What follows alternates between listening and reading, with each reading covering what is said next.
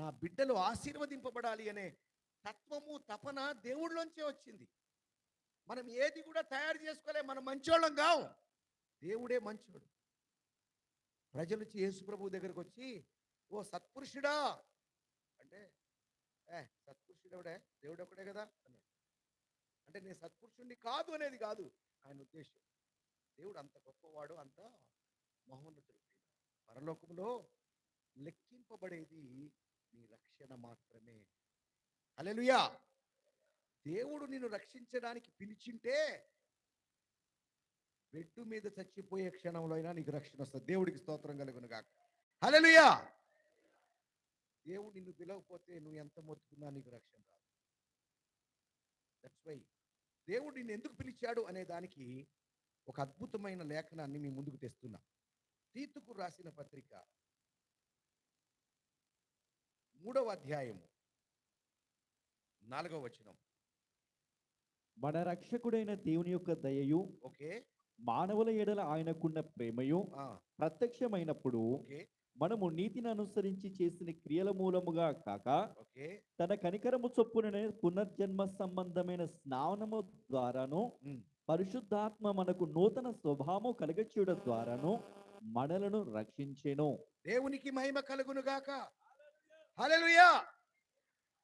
ఇక్కడ దేవుడు వాక్యంలో మన రక్షకుడైన దేవుని యొక్క దయ, మా తోడికి 1 ఎకరం పొలం వరంగల్ మెయిన్ రోడ్లో ఇచ్చాడని లేదు. ఇక్కడ మన రక్షకుడైన దేవుని కృప, ప్రతి ఓడికి అన్ని సమస్యలు తీరిపోతాయి అని రాయలేదండి. బైబిల్ భాష్యం వేరు, బైబిల్ లక్ష్యం వేరు, దేవుని ఉద్దేశం వేరు, దేవుని తలంపులు వేరు.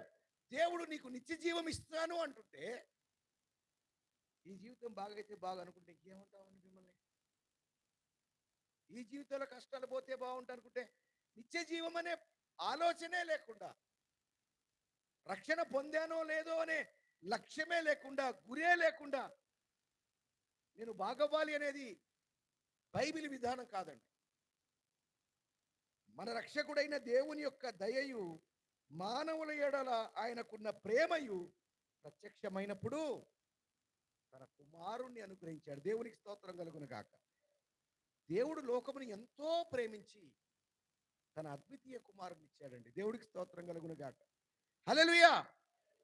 దేనితో నువ్వు పోల్చగలవు? నీ స్వస్థతతో యేసు ప్రభుని పోల్చగలమా? నీ కష్టాలు తీరిన దాంతో యేసు ప్రభువుని పోల్చగలమా? నువ్వు పొందుకునే 10,000 రూపాయల ఉద్యోగంతో యేసు ప్రభువుని పోల్చగలమా? దేనితో మనము పోల్చగలమండి? నువ్వు దేన్ని ప్రభు కంటే ఎక్కువగా చూసినా ప్రభుని తక్కువగా చూసినట్టే. నువ్వు దేన్ని ఎక్కువ వల్లిస్తుంటావో అదే నీ విగ్రహం. నువ్వు రోజంతా దేని గురించి ఆలోచిస్తావో అదే నీ విగ్రహం. నువ్వు నోరు తెరిస్తే దేని గురించి మాట్లాడుతుంటావో అదే నీ విగ్రహం.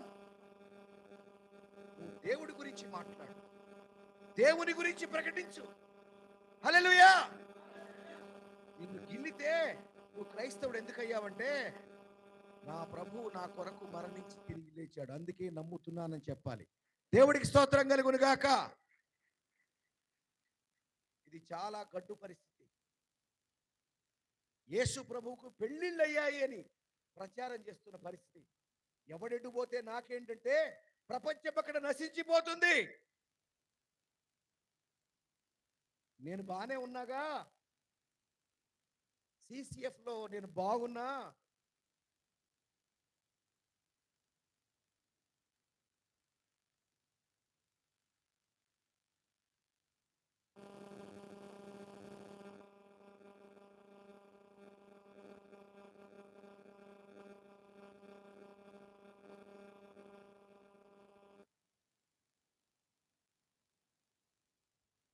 ప్రభు యొక్క